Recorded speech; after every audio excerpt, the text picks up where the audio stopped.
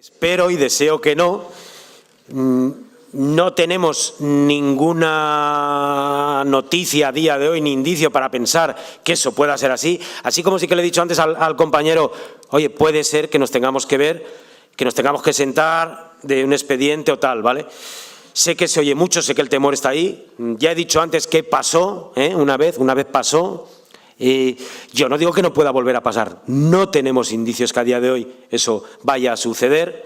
Y si sucediera, pues he dicho que haríamos todo lo posible porque no pase como aquella vez, ¿no? Que nos cogieron, pero bueno, así, ¿no? Como juega una empresa de estas, ¿no? Que parece que, joder, qué buena que es la Ford, ¿no? Aquí los cabrones son de UGT, estos sí que me joden, me firman los sábados y la Ford es de puta madre.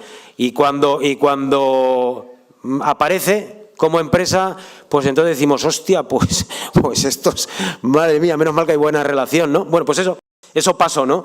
Y eso vamos a hacer todo lo posible porque no vuelva a suceder, pero no quiere decir que con eso es que esté el turno de noche en peligro. No tenemos nada ahora mismo que nos alerte o que nos preocupe en ese sentido, sin más en el otro sentido que ha comentado antes el otro compañero, ¿vale?